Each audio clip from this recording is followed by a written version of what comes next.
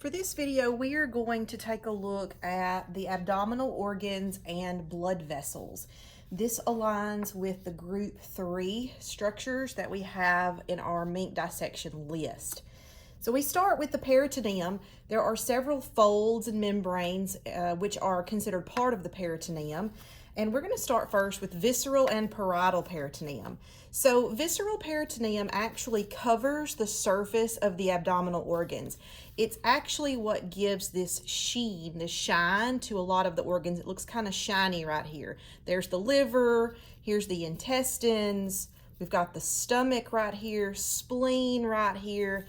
We cannot really pull apart the visceral peritoneum. It's part of the organ. It's the outer layer of the organ. So the way I might ask this on test is just to put a pin in the organ, and rather than asking you to name the stomach, for example, I'm going to ask you to name the membrane. And if I've got the pin through the organ, you need to understand that there is a membrane on top of that called the visceral peritoneum. Now, parietal peritoneum is a little bit different. Parietal peritoneum lines the wall of the abdominal cavity, and we actually can separate this membrane. What I usually recommend for students to do is to start at the diaphragm, and from the diaphragm, if you follow it around, it will connect to the back body wall, and if you pull just a little bit, you can actually separate this parietal peritoneum. I'm running my hand behind it right now. It's a very thin membrane. It doesn't take much to break and peel apart, but that's our parietal peritoneum. Then we have the omenums, greater and lesser omenum. You're not going to miss that greater omenum. It's this big membrane. It's got adipose tissue intermingled in it, fat. It just stretches over those abdominal organs. Usually during the dissection, you may end up trimming it off, pulling it off, or just kind of wadding it up and putting it to the side so that you're able to see the other structures. But this is that greater omenum. There's also a lesser omenum, which comes off of the lesser curvature. Now, I didn't point this out, but that greater omenum right here, this comes off the greater curvature of the stomach. Here's our stomach right here, greater curvature, greater omenum. The lesser omenum is going to come off the lesser curvature of the stomach. So here again is the stomach, and if we kind of pull back that liver, push it up a little bit, you can see there's a thin membrane right here. This one is stained a little bit blue because of the vein, I guess, probably ruptured during the preparation process. But this is the lesser omenum that I'm kind of wiggling and moving around back and forth. The lesser omenum connects the lesser curvature of the stomach up here to the liver. You could actually see a lobe of the liver kind of poking through that lesser omenum right there. And then we have mesentery. Mesentery is what pretty much holds, and it's very vascular, has lots of blood vessels, but it holds your small intestines. So if I stretch these small intestines out right here, you can see this thin membrane. That's the mesentery. And finally, we have the mesocolon. So if I roll the small intestines over, we need to try to find the descending colon. So here along the back body wall is that descending colon coming down. If we pick it up, there's actually a membrane that attaches that descending colon to the back body wall. Now, a lot of times this will get broken because we need to be able to see these vessels that are back here along the back body wall. So when I ask for mesocolon, I'm really just going to be having the pin, or I'll have the pin probably through this adipose tissue that sits right along the backside, posterior side of that descending colon. When you first start your dissection, you're going to see a nice clear membrane that attaches that descending colon to the body wall. But after you've been dissecting and observing these vessels, you're going to break through that. So that's why we're just seeing some of that adipose tissue that's stuck. There's a little bit I can pull apart right there. That's what we would call mesocolon. Okay, so mesocolon posterior to that descending colon. Then we move to the digestive organs. So for the digestive organs, we've got the esophagus. We can actually see the esophagus in a couple of places. If I slide that Mink down back up here toward the thoracic and the cervical region, you can see this trachea running down. The esophagus is a collapsed tube that runs right behind it. Can actually get under it right there. There's our esophagus, and it runs all the way down posterior to all these vessels that we've already learned, and we can see it again under the heart and above the diaphragm. So I am going to lift the heart up, and I'm going to, you can see that accessory lobe here of that lungs, the right lungs. I'm going to kind of push the diaphragm down. This is my diaphragm. I'm going to push it down, and we can see that inferior vena cava right here. And then if we keep looking, I'm going to break through this membrane right here. This is part of that falciform, or no, this is probably part of the nerve, phrenic nerve over here on that side. So we're going to slide that over. There is a tube back here posterior. I'm kind of breaking through some membranes right here so that we can see it. There it is. So this tube, I'm going to get that probe under it. Maybe you guys can see that. That's actually the esophagus. So that's the esophagus. I'm between the heart and the diaphragm right here. There's actually 3 tubes that pass through the diaphragm. We've got our inferior vena cava. We've got our esophagus, which we see right here, and then we've got our aorta. Roll everything over. We can see the aorta coming along that back body wall too. I can get my probe under it. So we would call this thoracic aorta when we're above the diaphragm, and the minute we get below the diaphragm, we call it abdominal aorta. So aorta here, esophagus here, and then that inferior vena cava right here. Okay, moving on down, of course the esophagus is going to carry food from the pharynx when we swallow down to the stomach. So now I'm going to lift up this diaphragm and the lobes of the liver, and we're going to find the stomach. There's that greater omentum again. All of this is our stomach. Stomach's going to move around and narrow. This area we call the pylorus, this area we call the body, and this area up here more superior we call the fundus. So fundus, body, pylorus, and that pylorus is going to narrow and join the very first portion of the small intestine. The first portion of the small intestine is the duodenum. So this part right here running down, duodenum. Duodenum is going to continue down. It's going to take a turn, and it's pretty much going to disappear in this big tangle of intestines. Right here, all of this is the small intestine. So duodenum, first part coming down right here, and then all of this is the rest of the small intestine. The other regions are called the jejunum and the ilium. We really can't tell where the jejunum and the ilium stop and start, so we just go by regions. If there is a pin up here in the upper region and I'm asking you to name the portion of the small intestine, you're going to call this jejunum. If I've got the pin further down, more inferior, you're going to call this area ilium. Okay, so duodenum, jejunum, and then ilium. Then we're going to enter our large intestine. So with our large intestine, we're going to start with the ascending colon. And when I'm trying to find the large intestine portions, I actually like to work backwards because it's kind of hard to tell sometimes when where your small intestine is and your large intestine is. So I'm going to roll these intestines over, and I'm going to find my descending colon. So right here is my descending colon, and I'm going to kind of backtrack. So descending colon comes down the back body wall, and if we follow it backwards, we're going to find transverse. Let me kind of follow it. Got the rest of my intestines kind of tucked away. There we are. Transverse. This is going to run across, and then we're going to have our ascending, which now we can pretty easily find, which is this portion right here. So ascending colon coming up, transverse coming across, and descending coming down. Okay, now the rectum we cannot see on this mink. I'll have to add it to group 4 because this particular mink is not dissected in the pelvic girdle. The rectum is going to be that tube which opens to the exterior, the anus. So in this mink, again, we're not seeing it. So I'll come back to that one hopefully in group 4 and include that. Then we've got our gallbladder. If I move my mink back up, I'm going to push these lobes of the liver upward, And that gallbladder sometimes is hard to find. It is tucked away within the lobes, and unfortunately on the minks, they don't change color very much. In fetal pig dissections, it's pretty easy because they look green, but in the minks, they're pretty fleshy colored, or the same color dark as the liver, the lobes of the liver is.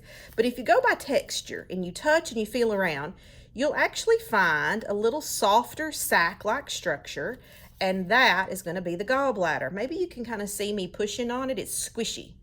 So this is actually the gallbladder right here that's coming down. And that gallbladder stores bile, and it sends the bile down to that duodenum, and you can find a little tube coming from it. Right here's a little tube. That's going to be our common bile duct. So gallbladder here, common bile duct coming down, and that's actually going to connect to our duodenum. There it is, and you can see that tube coming right down to it. Okay, the pancreas is going to be under the stomach, so I'm going to raise up. There's my spleen right here. My stomach is covered by that omentum. There it is. I'm going to raise these organs up and kind of push down my intestines, and we should be able to see our pancreas. Now, this particular mink is not in the best shape, unfortunately. Looks like we've had an explosion of dye. But this, running right along the duodenum and under the stomach, looks like it's gotten broken a little bit here too, because I can see some of it. This is all pancreas. So this area here, I don't know if it translates to the video very much, but it's kind of gristly. It does look like a gland. So all of this is pancreas. Spleen, of course, we've seen pretty easy. There's our spleen. Our kidneys we know here from that back body wall right there. Adrenal glands are going to be little beans that are located just medial to that kidney. So let's see, in this particular mink, yeah, we can see a little adrenal gland here. It's not great, but it's there. Let me see if I can, I'm going to grab a paper towel, wipe my hands, and I'll try to zoom in a little bit.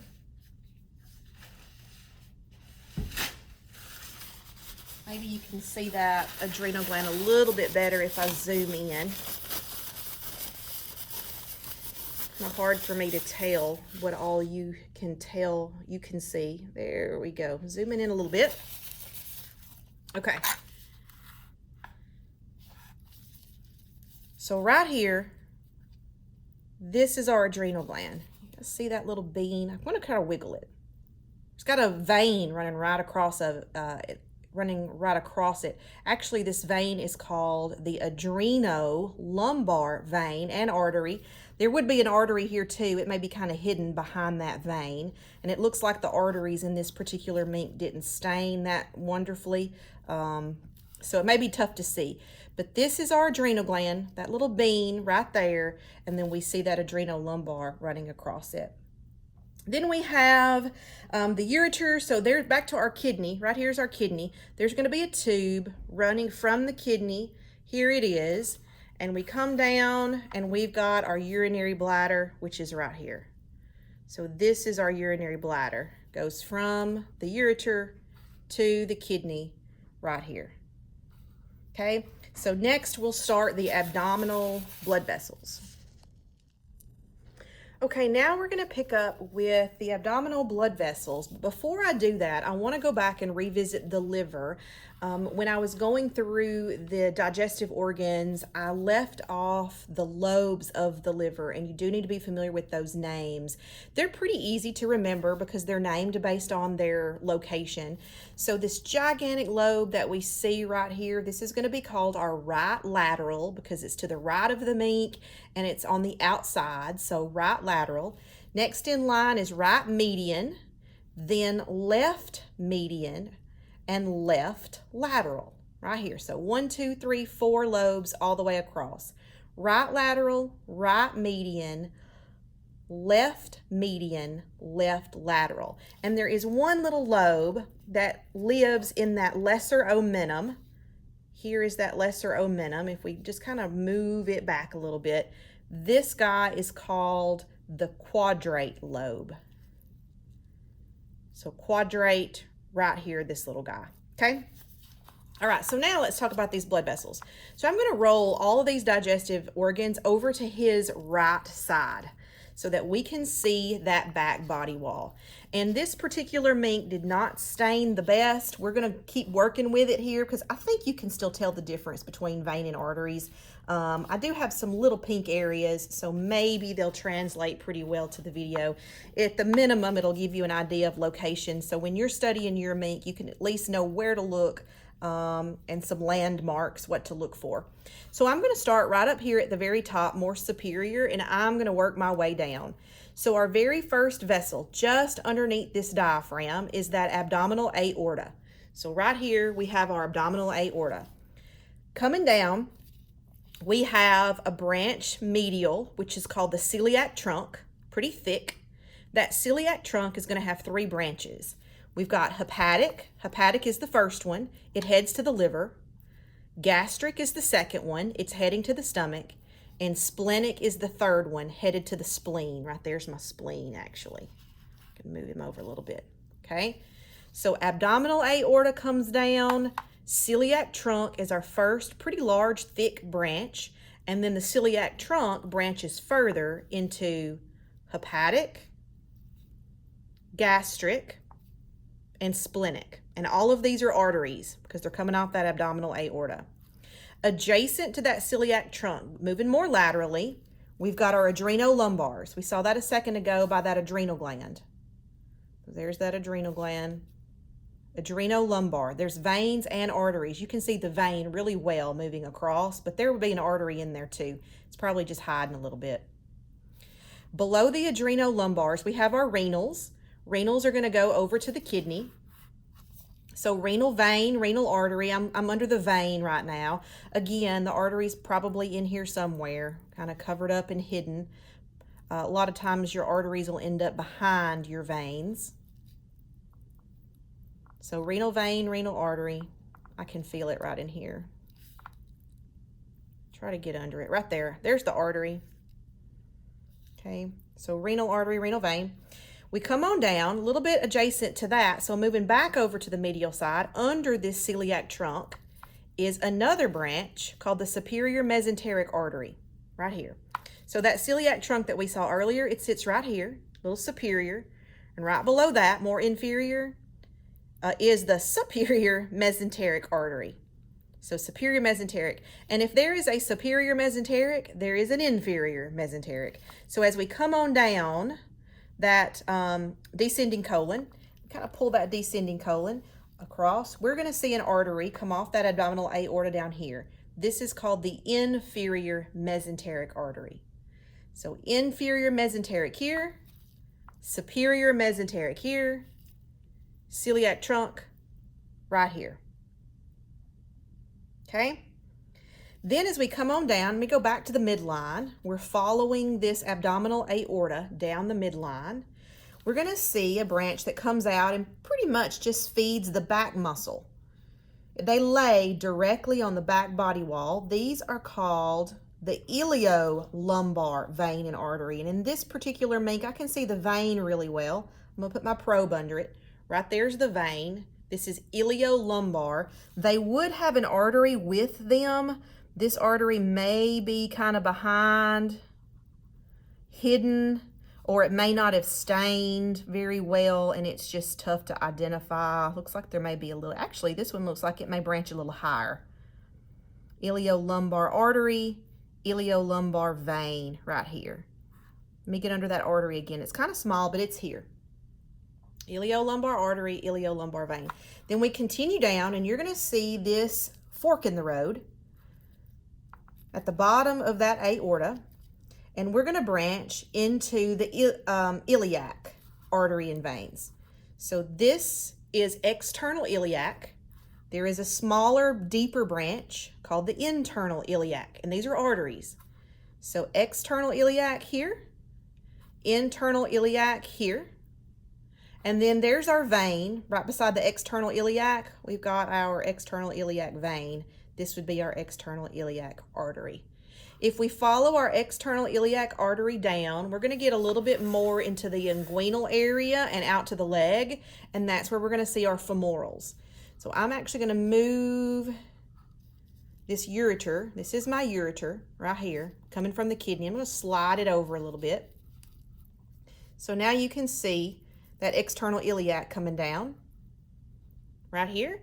And then we're going to branch into the femorals. So this guy right here coming down the leg, that is called our femoral artery, femoral vein. You can see them both actually right here.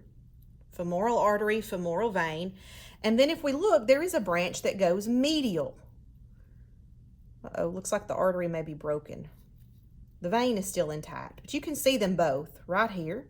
That is the deep femoral vein and artery. They're going to branch medial. So up high, closer to the abdominal aorta, these are the iliacs, external iliacs. As we get down, we're going to call them femoral in the leg. You can see that vastus medialis muscle, or actually this is the sartorius, looks like, or gracilis. Sartorius right here. And then there's our femorals. And we come on down and there's going to be a medial branch. That is our deep femoral artery and vein. Deep femoral artery and vein. Okay, let me do a quick check of the list to make sure I did not skip anything in group 3. The hepatic portal system is not going to be on this particular video, so we're not going to see that. I did skip hepatic vein, actually the very first vessel that's listed on your abdominal vessel. So I'm going to move this up, and we're looking now closer to the liver heart. So here's my liver. The hepatic vein actually drains into the inferior vena cava. So I'm going to lift up this diaphragm. Here's our diaphragm right here. I'm going to lift up that diaphragm. So you can see all those lobes of the liver, and I'm going to squish that liver down.